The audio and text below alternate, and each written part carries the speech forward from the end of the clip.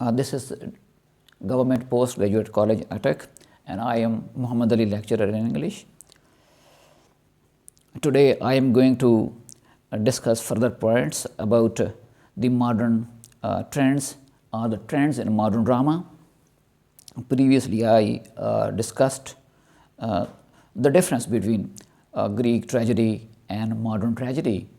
I discussed few points.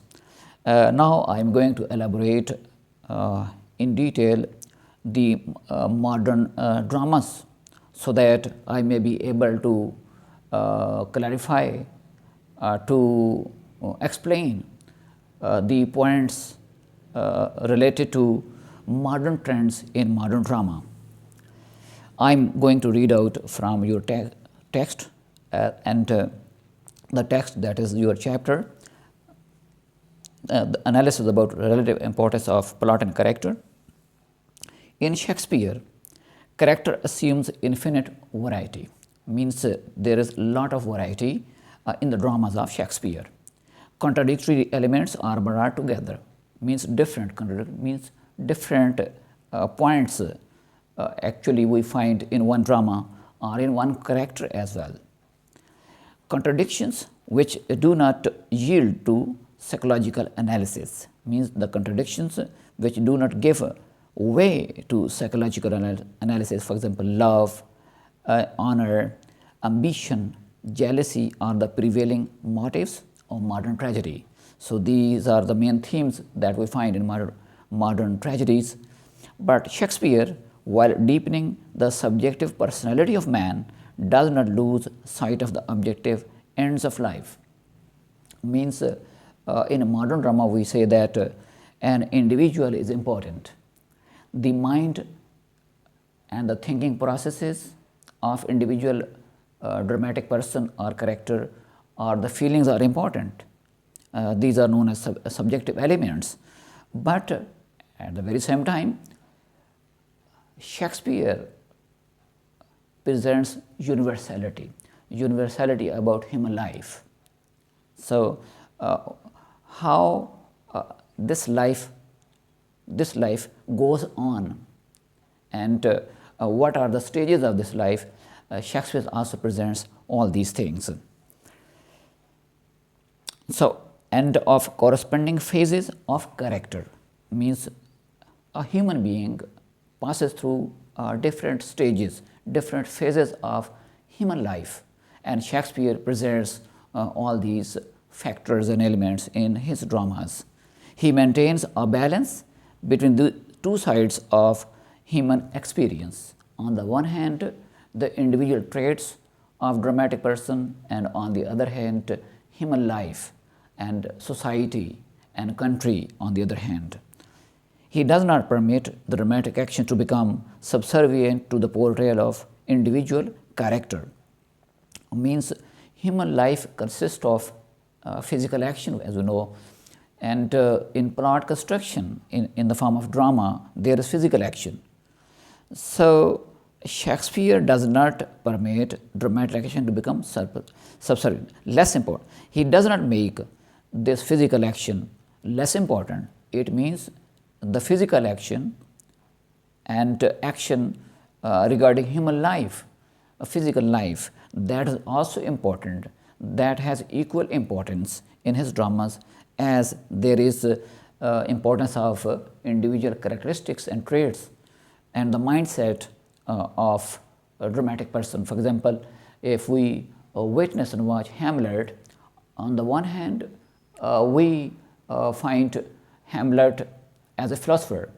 We come to know about his mental thinking, his feelings and emotions. But on the other hand, there is also physical action, physical movements, and there are various episodes in that drama.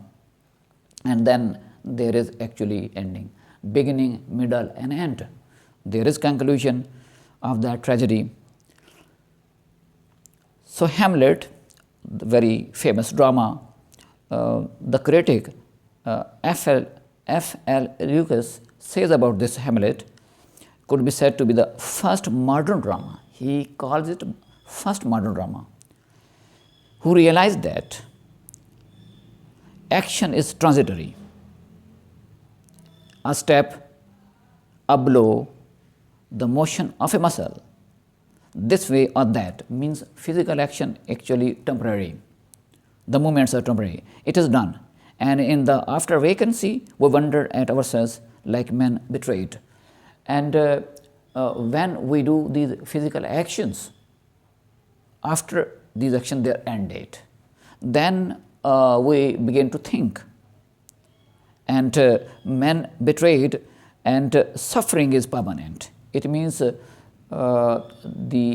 critics they are of the opinion that suffering and the problems in human life, they are permanent, obscured and dark, and they are hidden and shares the nature of infinity. So this nature is infinite, limitless. Similarly, the problems and the sufferings, they are also permanent and they are always there. Human beings, they come to an end, they die, but the problems and the sufferings, they remain there.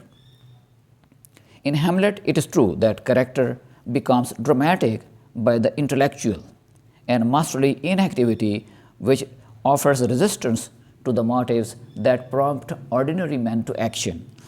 If we watch this Hamlet drama, we find that Hamlet thinks too much. There's a lot of activity in the mind of Hamlet. There is less physical action. So there is inactivity physically actually. Apparently, there is less action on the part of Hamlet because he always thinks and thinks. And there is resistance, and he stops his motives, and there is less motivation on the part of Hamlet to act immediately. Events seem to be brought about by the acts of arrested volition. Arrested means stopped, volition means power of deciding. And when we watch this drama, Hamlet, we think and we observe that the power of decision has been stopped, that Hamlet cannot decide to take revenge, and not with the energy of free will. And it seems that there is no free will on the part of Hamlet. We find that the inaction is indeed an active force making. However, this force that stops Hamlet to take physical action, to take revenge, actually this inward activity in the mind of Hamlet, it is also called an action, a strong force, active force. Hamlet resists doing anything, and that thinking in the mind of Hamlet, it is a strong force that stops Hamlet from taking revenge. Just as some men are compelled to act, Hamlet has the energetic resisting force which stops him from the acting. So people actually, they get force, they are compelled to act physically. But here Hamlet has got an energy, inward energy, that stops him. Thus the non-acting itself becomes a form of action. So the critics, they are of opinion that in the mind of Hamlet, his thinking stops him doing physical action, and that thinking that stops him, that thinking is also an action. That is a powerful force. With this, I am going to end my presentation.